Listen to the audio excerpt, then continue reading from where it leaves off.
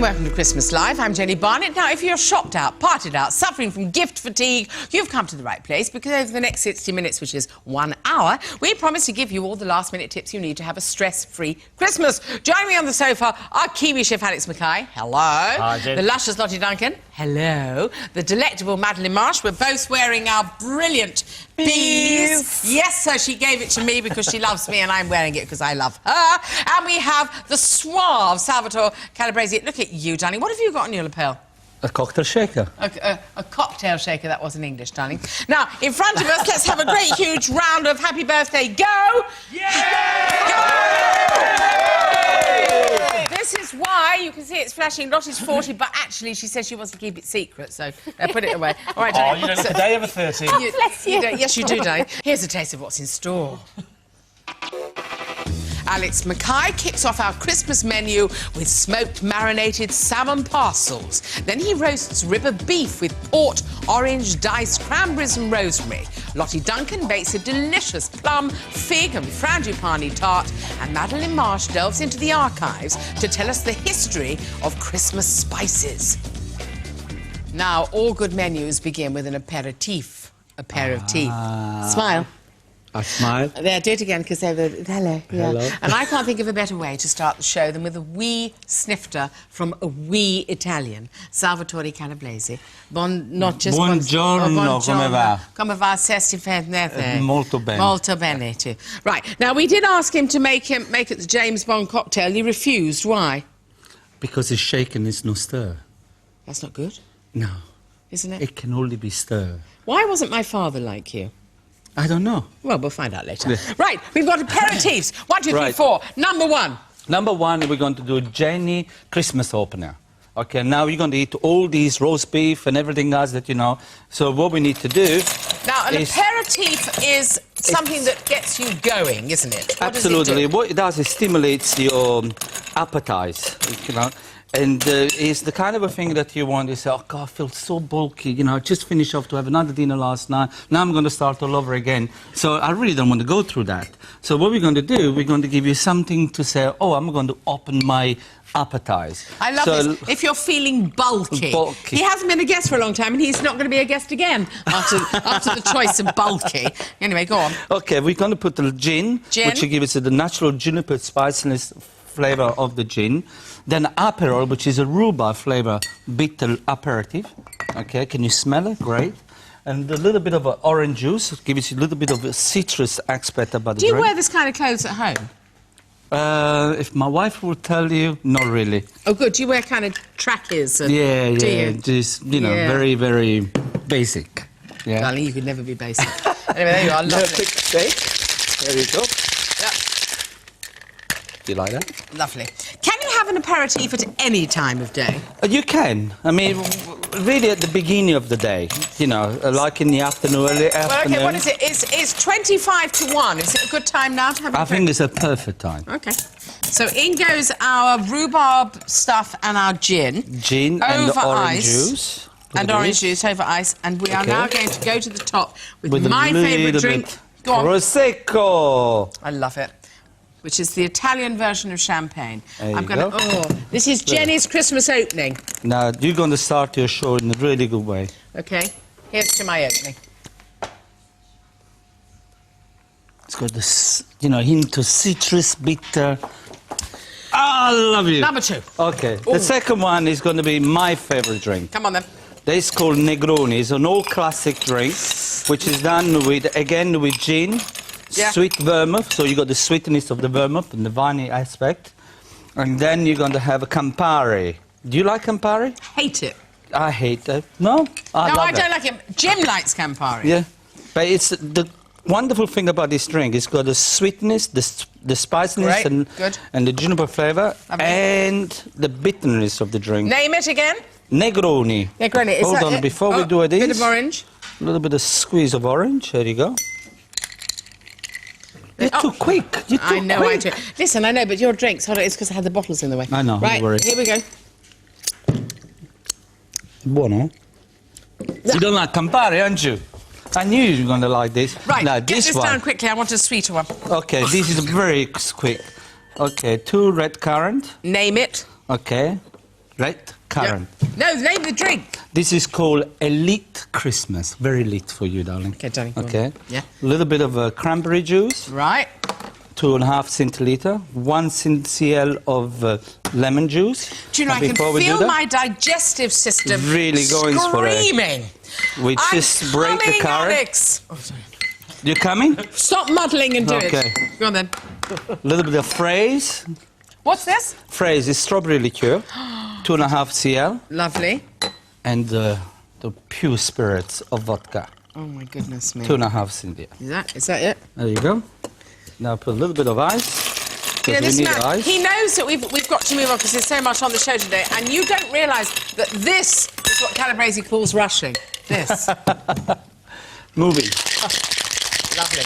You've got a very, very quick one here. You've got about 10 seconds to make You got that one in. 10 seconds? Well, You're very quick. bit more. I know. Go on. There you go. This You're is, gonna like I'm this going to one. like this one. You're going to do love This is one. Christmas Light. Elite Christmas. There you go. Now the last one. Last but not the least. Oh, it's lovely. Does it give you the right spirit, mood? I'm just gathering them together. There you And go. Finally, name Now. it quickly. Go on. Snowstorm. Snowstorm. Now, if you're not going to have a white Christmas, we're going to have a little bit of a Christmas white, snow in the glass. Lovely. Got 2.5 cl of vodka, Let me move 1.5 cl. There you go, fantastic. 1.5 cl lemon juice, limoncello, something from my own town. Okay. 1.5 cl of chocolate liqueur to give you a little bit of sweetness. How about Lovely. you? Go on. Orgeat, which is almond syrup. Fantastic. There you go. A bit of cream. 2.5 cl of cream. All right. Gonna Now put this everything man in is there. going to... Oh, go on. Quick shake. We might have to lose a bit of time off you, my darling big man. No worries. Oh my God. Don't Be worry, ready, I'm ready, not ready, rushing you. ready. Pretty little hint about it. There you go. Oh, did you say pretty little head? Yeah. Thank you, darling. Now, Go on. and you need to finish a little bit of lemon juice, caster sugar, and you go. Oh, hang the fruit. Give me the booze. This is. Stay there. I'm I'm gonna move coming from here. later. Look at this. Oh, my goodness. Go That's for good. it.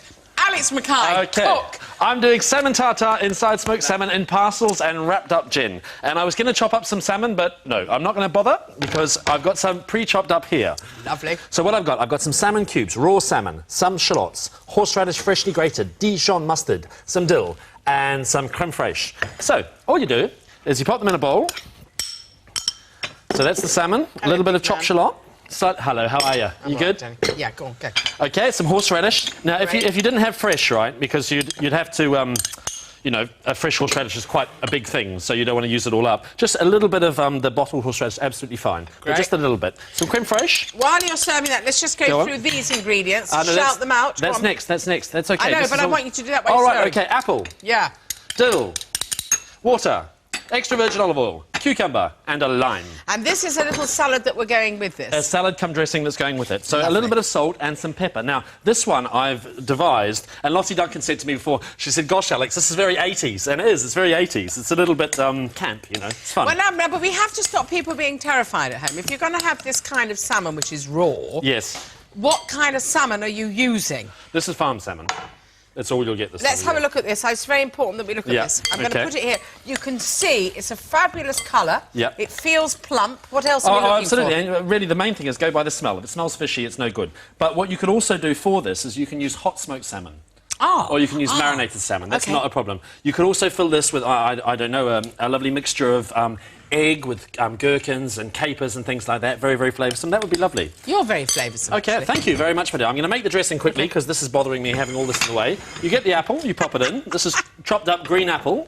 Hey, this This is cucumber. Now, this you can do way ahead of Yeah, time. now this is the thing, Jen, because I know what it's like at Christmas doing a starter, and I always recommend, same for a dinner party, don't do like 3 hot things. Have 1 hot thing, the main event, that's it. A little bit of water, just a touch. I do that. And here's some actually, dill. in our house. You do? I'd Yeah? be the hot thing. You do. You are the hot thing. But this is also a very good question, Jen, from you just then. Go on. Because, can I give you that? Let's put somewhere. This is some lime zest, right? And this gives it that lovely flavour over the top. You can also grate this, but I prefer to use a zester. I'm not putting any lemon in with the salmon. Okay, and the reason for that, lemon or lime, the reason for that, because it's traditional to put some in, is so that if you do make it in advance, it doesn't cook and the texture change too much. Oh, because it would be acidic. Okay. Huh? Okay. Acidic. Okay. Have you been following the cricket? The cricket? Yeah. What, New Zealand against Sri Lanka? No, I was talking about the Ashes, actually. Oh, I didn't know about that was on. Yeah, that's the Australians in that, isn't it? Yes, I believe they trounced us. Yeah, I'm not really that interested. We beat Sri Lanka in the first test. Did you? And then they beat us in the second one. You're a Kiwi. All right. No, it's not that I don't care, because I'm actually part English, and my son's part English too, funnily enough, because my wife's English. OK, so give that a good old stir. OK. Lovely. And see, this is a lovely mixture, lovely texture. Now, to make this very Christmassy, what I'm going to do, I've got some smoked salmon here. Now, I would advise you, lovely, are your drinks, Jen? I just thought I would dress the set. At this time, it's very, very jolly. Rabbi Burns up there can use it or not as he wishes. You've got the lovely colours here with the salmon. Very good. You're quite artistic, aren't you, actually? Anyway, when you're buying your salmon, make sure you buy the stuff that's in long strips. Unfortunately, we didn't, and I have the seafood version of a patchwork quilt just down here. But I'm going to manage, because that's what I do. So here, you pop some in the centre. Yes. OK. Get a nice old bit in the centre. And like I say, this can be done at least 12 hours in advance, no problem at all. I'm doing this inside cling film to make it easier. So make yourself a little square, and then turn the salmon over like this, and you're making a little pillow. Oh. OK? And then wrap it up like a little prezi. Oh. Turn it over, and there we go. We've got our little present. Now, to make it extra special, Jen, what I've got for you, because this is a present for you, Jen. This is a present. We've been working together for 5 years, right? So I thought I'd better make you something nice this year. I was going to Tiffany's, but I stopped and bought some fish instead. OK? So then here I've got some ribbons of leek, which have been blanched and then refreshed. We're going to talk more about that later. I like that, because actually, if you buy that very distinctive blue box that begins with a T, you could put any old thing in it, and people will think it came from there and think, blimey. Yeah, but you might not get away with a bit of salmon. People might... That's true. Sort of, yeah. It would come through the... So there, I've made a little cross with that, you see, and I'm now going to turn it over. Beautiful. Okay, you see, it's wonderfully wrapped. Get it on that platter. I'm going to get it on the plate. I just need to put that towards me. But now, had I had time, I might have wrapped that a little bit more nicely. I like that. And then we're going to pop this around the outside. Oh, I just banged your glasses there, Jen. Yeah. And then a little bit over the top to give it a little shine. And while we go away and do all that chat stuff, I'm going to make a little bow. He's going to make a bow. And when you come, well, he's going to put it on when he's done. But if you, what a brilliant Scandinavian starter. And if you have any of these aperitifs, you will become legless. So it doesn't matter what it tastes like, really. Go for it. For the tartare, mix the diced salmon with the chopped shallot, dill, mustard, grated horseradish, the creme fraiche, and season well. Lay the slices of smoked salmon flat in 4 squares and place a quarter of the salmon in the centre of each. Fold the sides over to make a parcel and tie with ribbons of leek. For the dressing, mix the lime zest, lime juice and water together, whisk in the oil and season to taste. To serve, toss the cucumber, apple and dill with dressing. Spoon onto 4 plates and put the salmon parcels in the middle. Oh, look, there's the bow. Isn't that lovely? Round here, Salvatore, Calabrese, quick. Get stuck in. Is Calabrese not broccoli? No. Oh, I'm going to Don't you start with that. Okay, sure. Hold on, here we go. You kids get in there, because I know what it tastes like. So you've got the fresh and the smoky all together, it's nice. And, of course, the apple and the cucumber just picks it up and it goes ba-ding, like that. Good, eh? That is the perfect starter. And, of course, done the day before. So you can just whip it out the fridge and you're away. And your drinks are a perfect starter to the perfect starter. We're going to have a break. When we come back, Madeline Marsh, gorgeous girl, tells us about the history of Christmas spices, nutmeg, cinnamon, cloves, and this man roasts a rib of beef. Correct. But before that, here's Craft Queen, Danielle Proud. Handy Christmas tips. You might think when it comes to making your own wrapping paper, why bother? But the homemade look is really cool right now. Kids love doing it, and if you're anything like me, every once in a while you just love getting your hands dirty. Here, I'm going to show you how to make some potato print paper. What you need, funnily enough, are potatoes, a craft knife, cookie cutters, they make it easier, and a lot of paints. I'm going to show you 2 different ways how to do it. The first is to draw a shape onto the potato yourself. Once you've got your guide, exactly the same with a craft knife. With intricate areas like the legs on this reindeer that I'm doing, be extra careful. There's my reindeer. As your potato is going to be slightly moist, just dab it on a bit of tissue, press hard, And another good tip is actually to cut a tiny bit out of the back so you have a handle.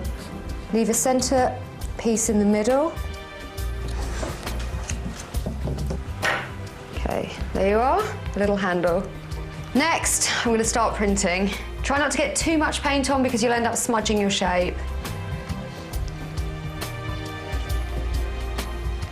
There you are, the reindeer. Here's an even simpler way if you're going to be doing it with kids. Take your potato, cut it to about 1 centimetre thick, with a nice Christmassy star, and cut the shape out. Here we go. Press down. Stars. There you go. A really fashionable, fun, effective look that's really easy to do.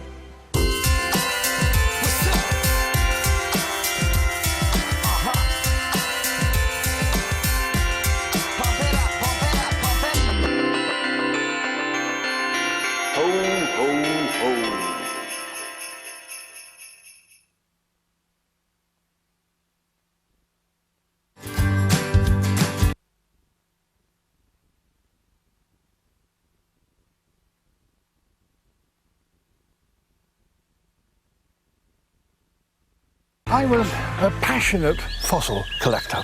Led to a life of... What makes it really festive is my port and Stilton gravy. sprouts and stuffing. A little bit ahead with the vegetables. My recipe for the perfect roast potato. Christmas wouldn't be Christmas without Delia and Nigella. Could dive in right now, frankly. Tonight from 9 on Good Food.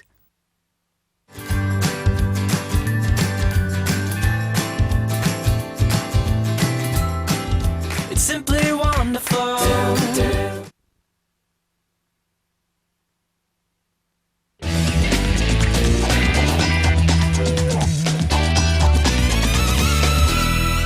Welcome back to Christmas Life. Be quiet. Now, the big man who's making a noise, Mr. Mycock, is going to wow us with his 2-minute Christmas tip, which he guarantees will give you maximum results for minimum effort. But just to say that Christmas is on Monday, only he's having Christmas on Saturday. Because my brother-in-law's working at the hospital on Monday. On Monday. Fixing people up. Right, and if all of you want to have a Christmas before, this is what you do. Go for it. OK. 2 minutes. Now, out of the things that I've demonstrated over the years, this has proved to be one of the most popular and will save you tons of time on Christmas Day, but also make sure it's one of those shortcuts that's actually better than doing it the old way. So basically what I've done, if you imagine, Jen, that this pot behind this bowl here is a big pot of boiling water. I've taken some carrots, beans and parsnips, and I've boiled them separately, but to the point that I like them cooked, so completely cooked, and then I've taken them out, I've plunged them in the iced water, stop them cooking. Once they're cold... When have you done this, on Christmas Eve? I've done this the day before, Christmas Eve. OK. Out of the way. And they're all perfectly cooked.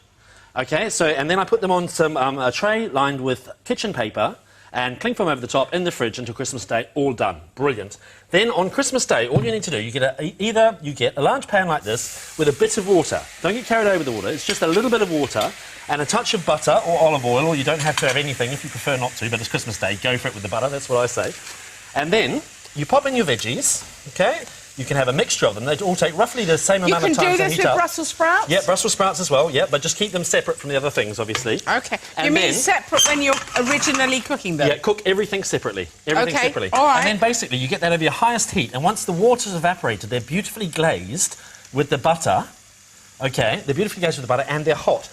And then you just season them, a little bit of salt, a little bit of pepper. Then at this stage, if you want to put in some fresh herbs, for example, you can. And they're beautifully hot, and they're all perfectly cooked, and you don't have these massive pots of boiling water on the stove. The end. Do you realise what you have just done? Made everyone's life easier this Christmas. You absolutely have. And it's just one of those great tips. So I'll see you for the roast beef later on.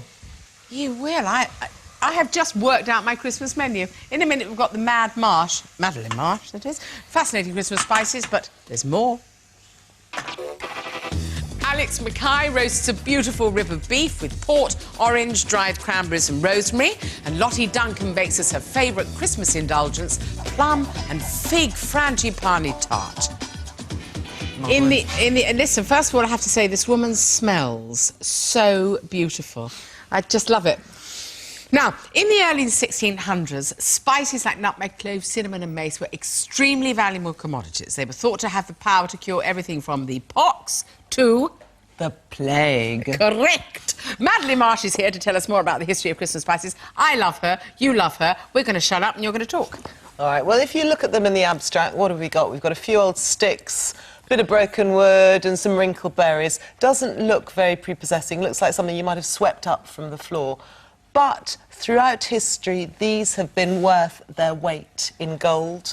These were what inspired the great explorers of the 15th and 16th century to take off across the sea and discover the world. I mean, of absolutely huge and enormous importance and valued from the early time. And I think what they really show us is how what we often forget, that it's our senses, particularly taste and smell, that can literally shape history.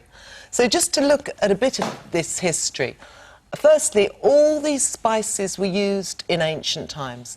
The Egyptians used cinnamon for embalming the dead.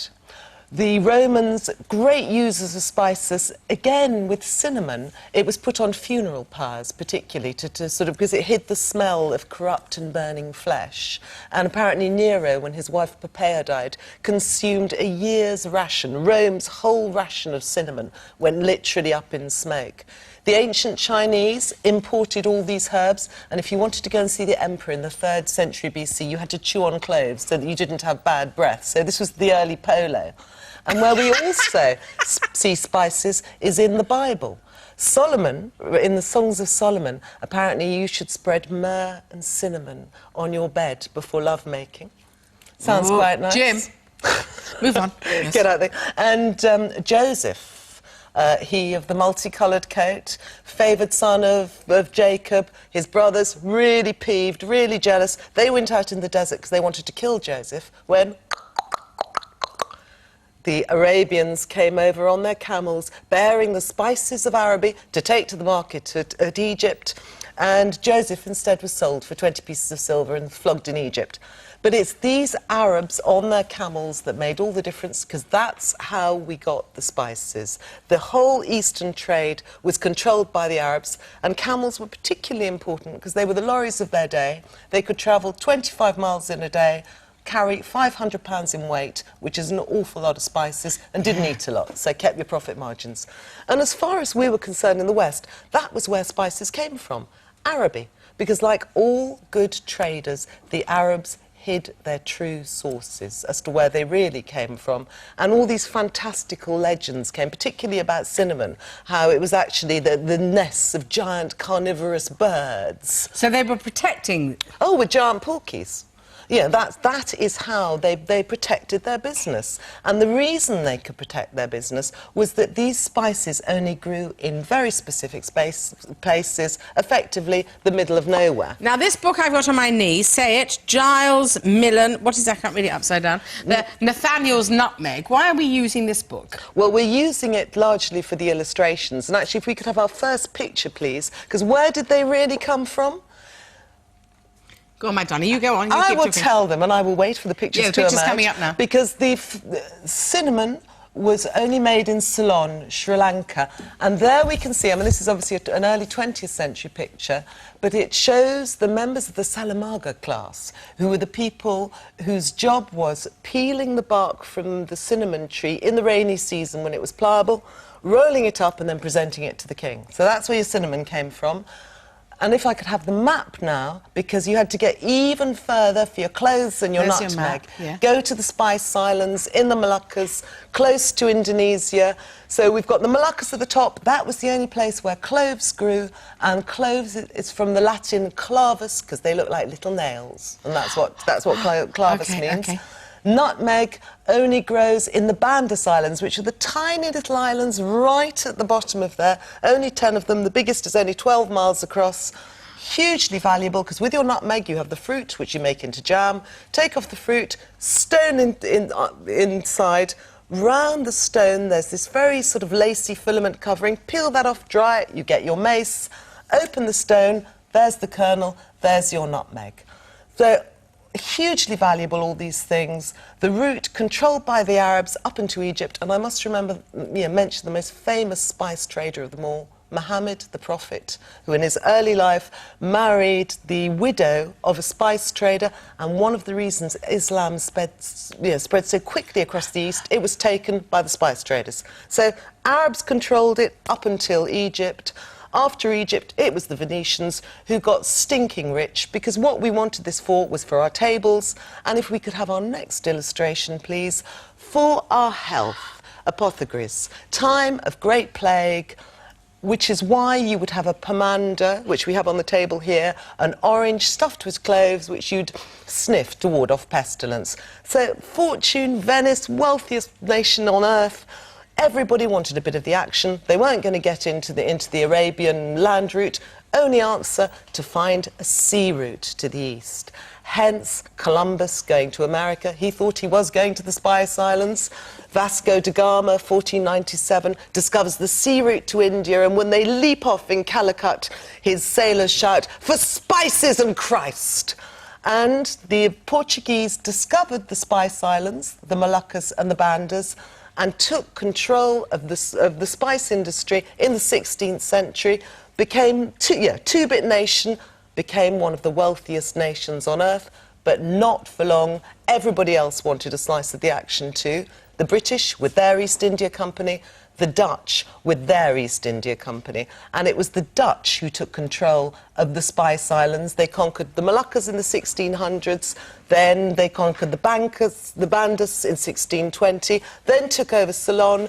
By 1670, the Dutch East India Company was the wealthiest corporation in the world, and they were total gits. Now, if we could have our next picture... Is this our last picture? It's our last Go on, picture. then. Look at that mean mouth. He's a horrible, horrible, horrible man. When he took over the Bandas, every male over the age of 15 was killed. The village leaders had their heads put up on poles. They wanted to conserve the spices at every cost. They uprooted all the nutmeg trees to put them on one island so that, they could keep and patrol it. Any exported nutmeg was sprayed with lime so that nobody could get a little live seedling off it and grow it elsewhere. They, slaughtered, pillaged and murdered, but they got their comeuppance as well. A Frenchman called Monsieur Poivre managed to steal some of the plants, went and planted them on the Seychelles. The British fought the Dutch. They lost all their territories. We got their territories. And the spice trade spread everywhere. Plants, instead of just growing on these remote little islands, were grown across the colonies. The sea routes were open. And we all end up with a plastic pot in our kitchen. Happy Christmas. I don't know what to say. That is astonishing. And the spice story continues. We've got no more time. Brilliant. Oh, fantastic. But this man here has got a roast rib of beef. I'm sorry, Mad ate into your time, but we can do it anyway. That's OK. I thought when she said something about gits, you were going to lead into me right then. You're going to go, and speaking of gits, here's Alex Mackay. OK, so what I'm doing a rib... I'm actually doing a big old turkey for my friend Paul Kelly, but instead of that, you could do rib of beef if you wanted to. So, here I've got a big old double rib. This is about 2.5 kilos, roughly. Some red onions. I've got an orange there, which you'll see later. For the sauce, some orange juice, soy sauce, port, reduced beef stock, dried cranberries, which are a lovely ingredient, some butter, of course, because it's me, and some rosemary. So, first of all, I'm just going to quickly talk about this beef, because when you get it, you want to ask the butcher to remove this bone, remove the chine bone. The one we've got in the oven has had that done. It'll be much easier for your carving. OK, and then very simply, here I've got some red onions. These are great because they serve both as a trivet and as a vegetable afterwards. So you pop them down there. Don't you think it's fantastic that we have created all that because of our senses? The spices, yeah, it's wonderful. I think it's extraordinary. Bit of salt and some pepper from Mr. Poirot. OK, then that goes in the oven. And a very basic guideline for that, Jen, is I do 20 minutes at 240, really give it a good old blast, and then 15 minutes per 500 grams or per pound for medium rare, or 20 minutes for medium. Lovely. So we pop that in the oven and really just forget about it for a while. So it's hot to give it a and then you turn it down and you cook it for your instinct, I always think, as well. Yeah, lovely, but and it also, goes. remembering that when it comes out, and here we have it, you want to give it a good long rest. OK, so we've got a piece there, which has had its bits taken off, right? That's had its bits taken off underneath. I'm just going to move this off to one side. OK. Smells so good. OK, pop that there. I'm going to get rid of the trivet. OK, which is on top of the onions. And then I'm going to make the sauce. So the sauce is very simple. Here I've got some port wine. off. Which is like instant muddle rind right up. No, that's good, that's good. Sure. No, it wants to be going like that. That wants to reduce by about half. Okay, you can imagine that's just happened with that big old explosion there at Christmas time. No, just leave it, let it go, let it go, girl. Stop shaking things about. I'm just not touching anything. And then put in some orange juice. It's her birthday, be nice to her. Oh, no, I was. If you want I'm not to as shake young it as I back. was, you know, and when you did that and it all blessed up, you know, I'm older now, I have to be careful. Oh, stop it. Okay, now a little bit of soy sauce. Now, soy sauce and gravy is a good little tip, because you know when you're making your gravy, sometimes it looks a little bit insipid. Okay, needs a bit of a hand. The soy sauce doesn't make it taste of soy sauce, it just gives it a little bit of oomph, up and go, and also gives it a better colour. Okay, that's great. Now here I've got some beef stock, right, that I've reduced by half or 2/3, I think I have. Okay, so that's already got a lot of flavour. Now this part, because of Christmas, you want to do as much as possible in advance. This part, all of this business can be done in advance. And funnily enough, it has been done in advance. So you see that cooks to that. Right. Okay. Fabulous. Goodo. Right, so we'll pop that over Lottie's side. Then this is my roasting tray. Now, all these bits, how many times, Jen, have you heard me say roasty toasty? All these lovely roasted bits in the bottom of the pan, that's where most of the flavour is going to come from. Ooh. So I'm pouring my reduced bits into there, right? Okay, we can turn this off now. Lots. Okay, give that a good old shake. Now, into there, I'm going to put the dried cranberries. Okay, these are a fantastic ingredient. Right, good one. Oh, I'll just take that off. Yep, there we go. Oh, no, okay, we've got someone over there. And then some rosemary, which I've chopped up. Okay, you could use thyme for this. Sage would be okay. No, not sage, actually. Rosemary or thyme. No. And then I'm going to put in some butter. Now, you've left everything in the pan. You've not taken the fat off. You've not taken anything Well, take a little bit of the fat off, but actually there wasn't that much fat in there. And you can see, if we go nice and close into here, what's happening is that lovely bit of beef fat, which is dripping, which is delicious, which we love in England, okay? On toast. On toast, is marvellous. It's emulsifying with all the goodies. And you look at the texture I've got there in my sauce, okay? Lottie's it's looking great. Here. Lottie is going to zest. Now, to carve. See, if you've got the chine bone on there, you're going to go down here and you're going to go clack and you're going to have to muck about and all that sort of thing. Here, if not, you just simply catch the bones in your fork. And you give them to Jackson, who stands under the table and eats everything. Yes? I wonder if anyone's watching who's got a son called Jackson. And then I quite like to carve it in thick slices. Now, you see how this is cooked? That couldn't be more perfect, could it? No, it couldn't. Fabulous. Is the response to that question. Gorgeous. Now, the reason for that is that we cooked this and we've let this rest for about an hour and a half. And then I've just given it a little blast to heat it back through. OK, so you've got my zest there. Thank you, Lottie. With this, I'm going to serve... You could serve a mash, but I've got a puree of celeriac here. Now, this is celeriac that's cooked until it's soft, completely soft. And then we've strained it, boiled it with a bit of cream, and whizzed it up for about 5 minutes. The 5 minutes is extremely important, Jen, because if you don't whiz it up for about 5 minutes, you don't get something that's so light and luscious. And then we've got a bit of red onion there. I'm going to spoon over some of the sauce. Okay, when you've got beef that's perfectly cooked like that, I don't particularly like spooning sauce over the top. I like to see what I've got, Jen. I like to see it and I like to get excited by it. And then you get your Lottie, who's just turned 40, to sprinkle over the zest. If you don't have one, you could use someone with another. Wherever you like. It's your birthday. You just hang it on, girl. OK, so that's that. Thank you. We're going to get Madeline Marsh in, because I'm dying to ask her one question. She's going to come in while you lot recreate Alex's roasted rib of beef. Go for it. Season the beef, then place on top of the halved red onions. Roast for 20 minutes at 240 degrees, then reduce to 190 degrees and roast for a further hour and 15 minutes. Transfer both the beef and onions to a rack over a large dish. Loosely cover with tin foil and rest for 30 minutes. To make the sauce, reduce the pork, then add the orange juice and soy. Reduce by half and add the beef stock. Boil and set aside. Drain the fat from the tray, add the sauce and boil for a couple of minutes. Add the dried cranberries, rosemary and the butter. Set aside. For the puree, cook the celeriac in salted water until soft. Strain, pour over 100 ml of the whipping cream and mash. Turn the heat back on and boil. Spoon into a food processor and blend for 4 to 5 minutes until smooth.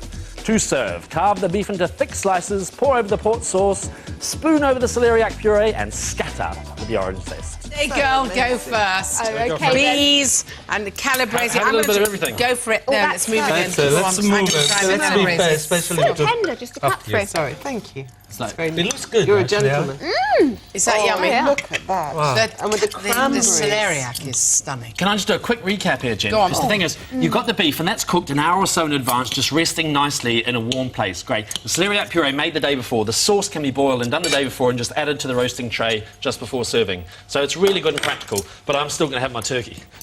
You're a genius, though. That is... Go for a break.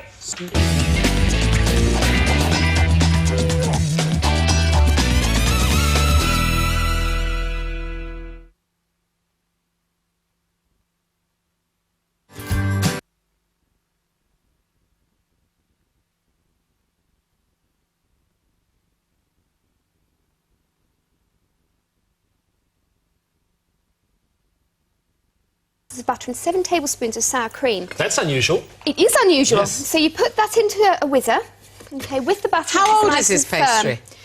I mean, does it go back to... I've no idea. I only discovered it this year, funny enough. I've been making it in my cookery school all this autumn, this particular pie. In your cookery school, My Lottie? yeah. Quick whiz. Give us a plug. My cookery school, yes, that I started up in October. Name it. Lottie Duncan's English Country Cookery School. OK, enough. Oh. Right, just mix that together. Then you put into that the sour cream, and then you bring it all together very, very gently, and then you leave it to rest for about 20 minutes, half an hour in the fridge, OK? That's it. You don't want to mix with it too much. You turn it out, gently push it together, put it in cling film, and it's done. Once it's been in the fridge, and Alex, you've got an Alex in the kitchen like me. Well, you had a Lottie, and she's got an Alex. Yeah, exactly. You rolled it out, and what's lovely about this pastry again is it's very easy to roll. It doesn't crack, it doesn't go short. It is brilliant. And when it's cooked, it resembles wonderfully flaky pastry without all the faffing Your around. makeup's nice today. You mean flaky pastry as in puff pastry? As in, yes, just Really? without all the rollings. Fantastic. Your makeup's quite We're going to nice. make a frangipane, which is going into the frangipane tart. And we've got butter and sugar, ground almonds, vanilla essence and eggs. So it's like a cake mixture, but without the flour. So if you wouldn't mind just mashing together the butter Yep, with pleasure. and the sugar together. You know, they're terribly polite when they're on camera. That isn't what she said to him in I rehearsal. hate him, really. Yeah. Absolutely. I noticed that because the butter's really hard, and I'd just like to clear up for our viewers. I don't wear any makeup. Like, what are you on about? Right, now because it's Christmas, we're Can I going do to some of my hands? It's very put hard. mincemeat on top of the, Yes. the pastry. Now, Whilst you you're don't doing have that, to. whilst you're doing that very quickly, there is a fig festival where, In Solliès-Pont, which is, in Provence. and what do you do? Well, you go and they have wonderful things. They have Miss Fig, you know, like it's serious. It's wonderfully camp. It's a whole thing. Miss Fig, and you have everything possible in the world made with figs. Beep. Oh, yes, I need ma'am. frangipane. Okay. Everything. What? Yeah. Right. Kitchen tables. Can I just say, In the I've shape just of figs? Absolutely. Sorry. I put the eggs in. Okay, Yeah. he's beating up really well. He's a bit quicker than a whizzer, isn't he? Now we're going to put the almonds in. Stand back. And a drop of the almond essence. Stop. Go. Right, on this pastry, I put mincemeat. Now, I do this tart in the summer, and I don't use mincemeat, but I use fresh peaches on there, which are really, really Ooh, that lovely. sounds nice. Okay, now, frangipane, beautifully made and made so fast. I think somebody put should on call top. their daughter Frangipane. They've called them Chardonnay, haven't they? Oh, no, it's terrible, all of that. Why don't think they call that's them Alice or something? Frangipane Barnett, otherwise known as Frange. Right, frangipane goes on top, okay? Oh, just call me Frange, darling. You know all that time that we lost, we've made it back now, so you can take your time. Just... Don't you need a great name? Frangipane Duncan. Frangipane Duncan. Look at the state, look at the mess. Are I you like know. this in the kitchen at home? Your wife hates you. Like me. Plums, they go on top. What has okay? your Daisy bought you for your birthday? What I'm wearing. Oh, Isn't it beautiful? yes, let's have a close-up of her heart.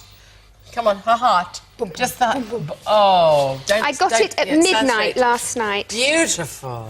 She's so sweet. Is it bless her. Venetian? I don't know, but Did it you is give her the gorgeous. money for it? No, I didn't. She earns her own money, my daughter. Does she? She works in the pub locally. She's Excuse me, a a fantastic moment. waitress. Bethany. She bought it for her mother herself, darling. Should we move on? Oh, bless her. Okay. Who are you talking, your daughter or mine? Both. She ran out of petrol this morning, Did she? in the middle of the A26. Oh, no, that's not good. No, it isn't. Daisy gave me a lift to the train station Who this did? morning. Daisy? My daughter, yeah.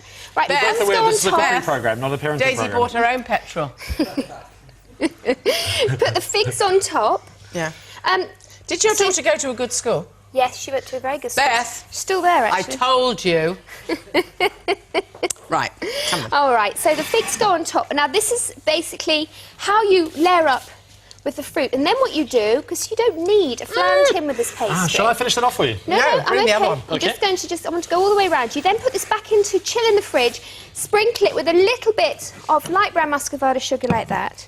Then you put it into the oven, which is 220 degrees centigrade, for 35 to 40 minutes. This is what you get. You always have things, they always look historical. It's beautiful. Oh, it does look pretty good. Do you know, I've got, What is this? This is plum jam. Okay. It's not my homemade one, which I have been using.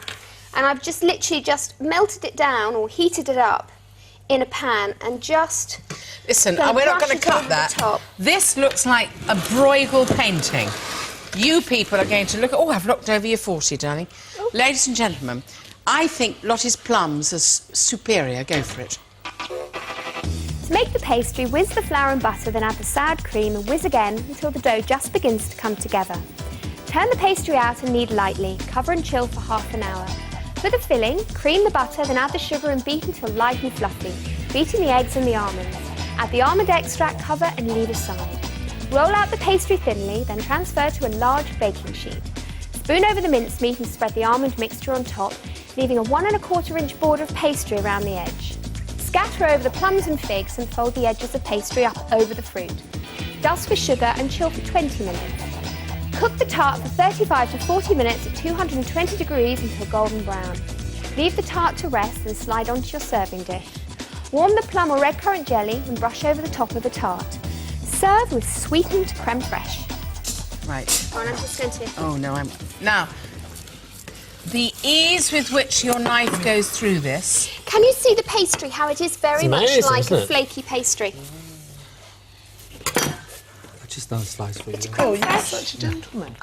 There you go. So, It's a creme fraiche. Lovely. grazie. It silenced me. French around the mincemeat. Yum yum. I can't get over the pastry. It's beautiful, isn't it? Astonishing, isn't it? Wonderful. Describe that pastry. Well, it's like a slightly creamy puff pastry. Wonderful. The consistency, Lottie. Oh, it's lovely. It's beautiful. Mad.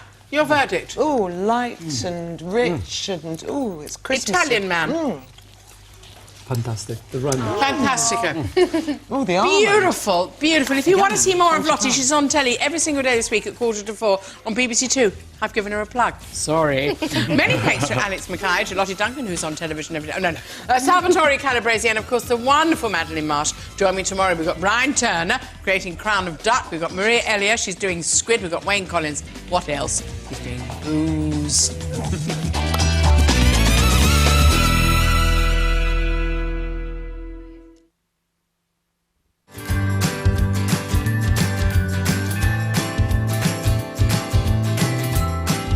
It's simply wonderful.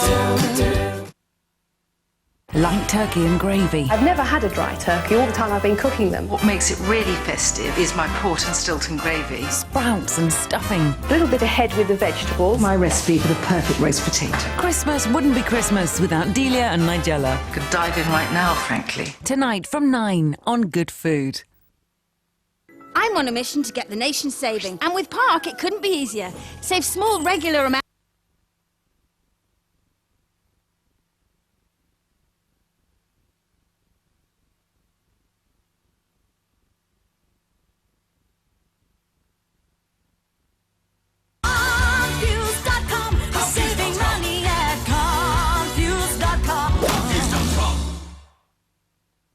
She survives the harshest winters, only to be ruthlessly hunted by poachers. The stunning snow leopard. They want her bones